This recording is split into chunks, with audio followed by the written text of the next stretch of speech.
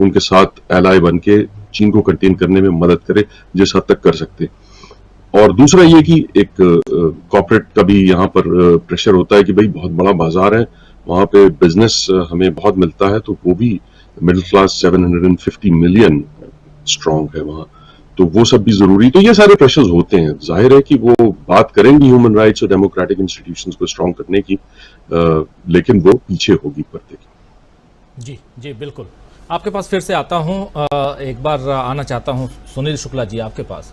Sunil ji, vibrant democracy उसकी बात खूब हो रही है, इसलिए थोड़ी सी चर्चा उसकी हम यहाँ ज़रूर लाए। और चूंकि अमेरिका राहुल गांधी पहुंचे, अमेरिका में राहुल गांधी ने अपनी जो बातें रखी और उनके तमाम भाषणों को अगर सुनिए तो उसमें से कुछ न कुछ ऐसी बातें जो आज हमारे देश के लिए बहुत ज़रूरत है, वो बातें वहाँ कहते हुए रखते हुए राहुल गांधी नजर आए। चाहे वो छात्रों के बीच हो, चाहे वो थिंक टैंक के बीच हो, चाहे इंडियन डायस्पोरा के बीच में हो, हर जगह राहुल गांधी ये बात कहते हुए नजर आए कि क्या कुछ चल रहा है भारत में। और जैसे रिजवी साहब बता रहे हैं कि कई ऐसे लोग हैं जो पहले मोदी जी को सपोर्ट करते रहे, बीजेपी को वोट दे के आए, लेकिन अब देखने लगे हैं राहुल गांधी की तरफ। ऐसी बहुत सारी तस्वीरें आ रही हैं। रिजवी साहब जो बात कह रहे हैं, इसके अलावा भी आज ही देख रहा था जब इस कार्यक्रम की तैयारी कर रहा था, तो लोगों ने क्या क्या बातें कही है, वहां के लोगों ने क्या बातें कही है, तो बहुत कुछ इधर उधर दिख रही थी बातें कि कई लोग ऐसे हैं जो राहुल गांधी की तरफदारी करते हुए, राहुल गांधी के पक्ष में बात रखते हुए नजर आए हैं,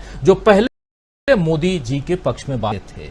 और ये भी कहा जा रहा है कि भारत जोड़ो यात्रा के बाद राहुल गांधी का कद काफी ऊंचा हो। कई सारे सर्वे आ रहे हैं राहुल गांधी के पक्ष में। राहुल गांधी का जो लोकप्रियता है उसमें काफी बढ़ोतरी हुई है और प्रधानमंत्री नरेंद्र मोदी की लोकप्रियता घट रही है। हालांकि दोनों के बीच अभी गैप ज्यादा है, फिर भी एक का घटना एक का बढ़ना मायने रखता है। इन सबको देखा जाए तो क्या एक परेशानी जो ये नफरत का मेगा मॉल की बात कर रहे हैं नड्डा साहब, इसको किस रूप में देखा जाए? क्या परेशान है, हैरान है बीजेपी?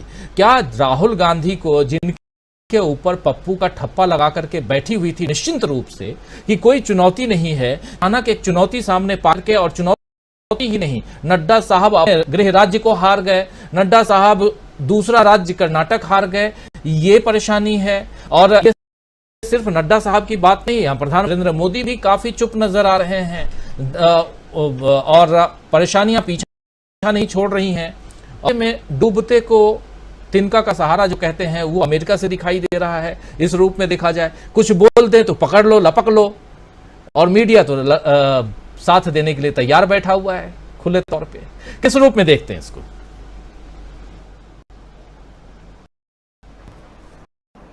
सत्तारूढ़ दल की बेचैनी स्वाभाविक सी है। 2024 के चुनाव का सत्तारूढ़ दल का नारा ही यही है कि पूरी दुनिया में डंका बज रहा है, हम विश्व गुरु बन चुके हैं। इस पूरे नारे को राहुल गांधी की और यूएस की यात्रा ने खोखला कर दिया। उस नेता को, जिस नेता को सत्ता प्रतिष्ठान पप्पू साबित करने में लगा हुआ है पिछले 10 सालों से, उस नेता को अगर न्यूयॉर्क टाइम्स का एडिटोरियल बोर्ड आमंत्रित करता है कि आप मेरे यहाँ आइए, हमसे बात कीजिए, तो यह सत्तारूढ़ दल की बेचैनी है। अगर यूएस का जो जनमत को प्रभावित करने वाले बुद्धिजीवियों का समूह उनको रूजवेल्ट खाता है और उनसे सवाल जवाब करता है, बड़ी संख्या में लोग वहां उपस्थित होते हैं, जिसका वीडियो भी नहीं है, लोगों ने कहा कि नहीं, हमको इत्मीनान से बात करने के लिए आवश्यक है कि उसको सार्वजनिक न किया जाए, तो यह सत्तारूढ़ दल की बेचैनी समझ में आती है। जिन सार्वजनिक समारोहों के अलावा अगर हडसन स्कूल में भी अगर राहुल गांधी को बुलाया जाता, वहां पे बड़े पैमाने पर यूएस के बुद्धिजीवी मौजूद होते हैं, उनको सुनते हैं, उनसे सवाल जवाब करते हैं और अपने आप को एक सार्थक सवाल जवाब उनके साथ हुआ है, तो यह तब देश में सत्तारूढ़ दल की बेचैनी समझ में आती है। राहुल गांधी अगर इस बात पे नाराजगी व्यक्त करते हैं अपने वहां के आयोजकों को कि उनको अन्य शहरों में क्यों नहीं ले जाया गया, तो यह सत्तारूढ़ दल की बेचैनी समझ में आती है। जिस तरह का समर्थन, जिस तरीके से लोग राहुल गांधी को सुनने के लिए, यूएस का जो समाज है वह इस तरह का लोग नहीं है जो आप उनको डिनर पे आमंत्रित कर ले और सब काम काज छोड़ करके आपको सुनने के लिए चले आएंगे। उनको लगता है कि हम जहां जा रहे हैं वहां जाना चाहिए या नहीं जाना चाहिए। हम जहां जाएंगे, जिस व्यक्ति से हम बात करने जा रहे हैं उस वहां वह हमारे लिए वर्थ है या नहीं है, यह उनके सामने बड़ा कंसिडरेशन होता है। और ऐसे कंसिडरेशन में इस विचारधारा के लोग, इस तरह का जीवन जीने वाले लोग अगर बड़ी तादाद में अपनी पहचान को सार्वजनिक न करने की स्थिति में भी रह करके अगर वह बड़ी संख्या में राहुल गांधी को सुनने के लिए आते हैं, तो यह सत्तारूढ़ दल की बेचैनी समझ में आती है। राहुल गांधी ने अपनी बातों को लगातार रखा। तो भारत एक वाइब्रेंट डेमोक्रेसी है, इसमें कोई बहस थोड़े है, लेकिन सवाल इस बात के लिए कि वाइब्रेंट डेमोक्रेसी बनी रहे। राहुल गांधी और राहुल गांधी जैसे तमाम राजनीतिक दलों, उस देश के बुद्धिजीवियों की चिंता यह है कि जिस लोकतंत्र के लिए हमारे राष्ट्र के नायकों ने संघर्ष किया, इतना बड़ा संविधान हमको तैयार किया, संविधान तैयार करके दिया, अगर वहां पे बहस ये चलने लगेगी कि हमको हमारे अंदर दायित्व बोध बनाए रखने के लिए हमको सिंगुल की जरूरत है, तो ये सवाल पैदा होगा कि वाइब्रेंट डेमोक्रेसी बनी रहेगी कि नहीं बनी रहेगी। अगर जिस देश के संसद में देश के चुने हुए नेता या राजनीतिक संघर्ष किए हुए लोगों के स्थान पर तमाम कर्मकांड करने वाले विद्वानों को एकत्रित कर दिया जाएगा, तो सवाल पैदा होगा कि इस देश की डेमोक्रेसी बनी रहेगी कि नहीं बनी रहेगी, या देश की डेमोक्रेसी को बनाए रखने के लिए जो तत्व आवश्यक हैं वो तत्व कितने मजबूत हैं या तत्व कितने कमजोर हो रहे हैं।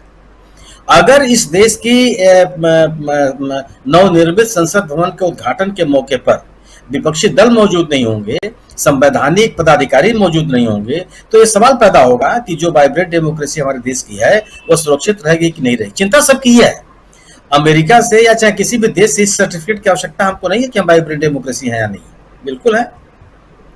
और समय समय पर हमने इसको साबित किया है। तमाम सरकारों हुकूमतों के कोशिशों के बावजूद हम सुरक्षित रहे हैं और फिर जन सहयोग से हम अपने लोकतांत्रिक मूल्यों और संस्थाओं को मजबूत करने और पुनर्स्थापित करने में कामयाब रहे हैं। लेकिन जो कमजोर करने की कोशिशें होती हैं, उन कोशिशों को कैसे रोका जाए, सवाल इस बात का है। और अमेरिका का समाज, यूएस का समाज इसी को जानना चाहता है। यूएस में वो लोग हैं जो माने भारतीय मूल के लोग हैं, बड़ी तादाद में अगर वहां इकट्ठे हैं, तो यह देश की हालात को लेकर के उनके मन में जो चिंताएं हैं उसको प्रकट करती है।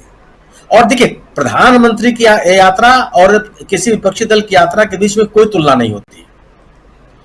जो सरकार की प्रधानमंत्री की यात्राएं होती है विदेशों में, उसकी व्यवस्थाएं संस्थागत तरीके से होती है। भारत की सरकार उन यात्राओं का आयोजन करती है। जो भारत का कूटनीतिक समूह वहां पे मौजूद है उनका आयोजन करता है। और उस देश में, संबंधित देश में रहने वाले भारतीय मूल के लोग जो या भारतीय मूल के लोग हैं, वहां रह रहे हैं, काम धाम कर रहे हैं, उनका नियमित संपर्क रहता है दूतावासों से। तो आप प्रधानमंत्री की यात्राओं के में जो लोग उनको सुनने के लिए आते हैं, वह उसकी तुलना आप अन्य नेता के साथ नहीं कर सकते हैं जो अपने संसाधनों से या स्थानीय क्राउड फंडिंग से अपने अन्य संस्थाओं के मदद से इस तरह का आयोजन करते हैं। क्योंकि जो लोग सुनने के लिए आते हैं, उनको सुनने आना चाहते हैं, उनके ऊपर कोई दबाव नहीं है। अगर वो नहीं सुनने के लिए आएंगे तो आप उनका कुछ बना बिगाड़ नहीं सकते। लेकिन अगर सम्मानित राजदूत का एक निवेदन आपके पास आ गया कि कल की सभा में आप आइए, और उसने अनुपस्थित कर लिया आपको, और परसों अगर आप किसी काम के लिए जाएंगे तो आपको देखेगा कि आप मेरी बात नहीं सुने थे, तो एक अलग तरह का माहौल होता है। संस्थागत तरीके से राजनयिक माध्यमों के द्वारा आयोजित कार्यक्रम और एक अन्य विपक्षी दल के नेता के लिए आयोजित कार्यक्रम, दोनों में जमीन आसमान का अंतर है। लेकिन अगर उसमें भी एक विपक्षी दल के नेता को इतनी बड़ी संख्या में भारतीय मूल के लोग, अमेरिकी नागरिक, अमेरिकी बुद्धिजीवी, मीडिया जगत के लोग अगर सुनने के लिए आ रहे हैं, तो यह महत्वपूर्ण बात है। गोया कि उस समाज में भारत को लेकर के एक तरह का विमर्श है। लोग ये जानना चाहते हैं कि वहां हो क्या रहा है।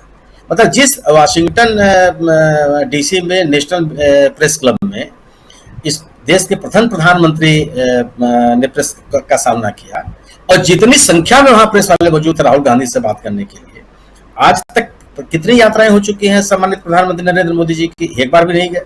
और नहीं, हमारे ख्याल से ये रिजवी साहब इसको कंफर्म करेंगे, हमारे ख्याल से नेशनल प्रेस क्लब में उनको आमंत्रित भी नहीं किया।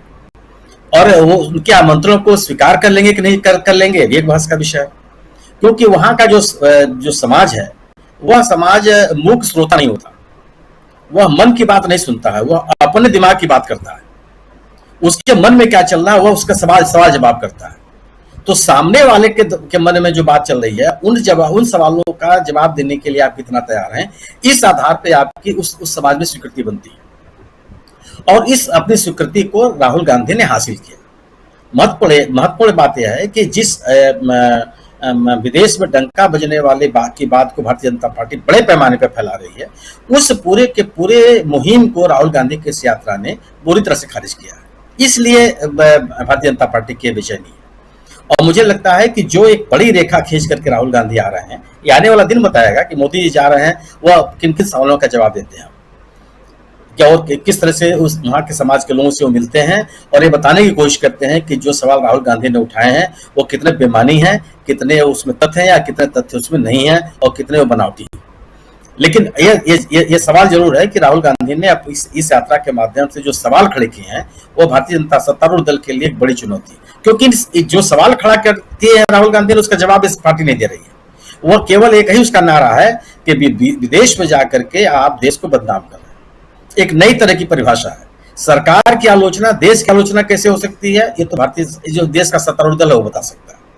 और सरकार की आलोचना अगर आप नहीं कर सकते हैं, करने की आपको अनुमति नहीं है, करने की राजनीतिक माहौल आपके पास नहीं है, तो फिर आपको यह मानना पड़ेगा कि जो लोकतंत्र को लेकर के सवाल राहुल गांधी खड़े कर रहे हैं उन सवालों में भी कोई ना कोई दम है।